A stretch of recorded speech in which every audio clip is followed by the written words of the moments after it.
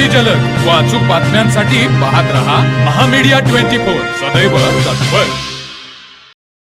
लडाखचे पर्यावरण घटनात्मक अधिकारी आणि देशातील शिक्षण व्यवस्थेतील गैरव्यवहाराविरोधात दिल्ली येथे चालू असलेल्या उपोषणाच्या समर्थनात व सामाजिक कार्यकर्ते सोनम वांगचुक यांना हातकणंगले तालुक्यातील आळते गावाने कडकडीत बंद पाळून अभूतपूर्व पाठिंबा दिला आहे. व्यापारी, व्यावसायिक व नागरिकांनी स्वतःहून आपली दुकाने बंद ठेवून या आंदोलनात सहभागी झाल्याचे पाहायला मिळाले.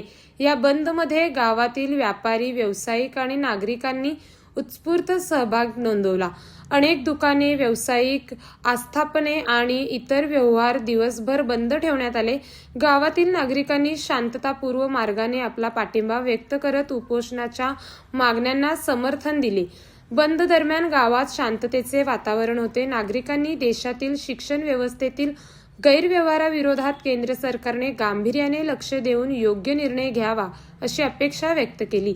दरम्यान वांगचुक यांच्या उपोषणाचा आजचा 20वा दिवस असून अद्यापही केंद्र शासनाने याची गांभीर्याने दखल घेतलेली नाही.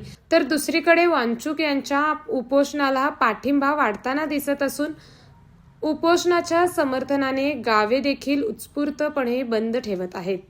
तर मग चला सबस्क्राईब करायला विसरू नका महामीडिया 24 न्यूज चॅनलला. महामीडिया 24 सदैव तत्पर.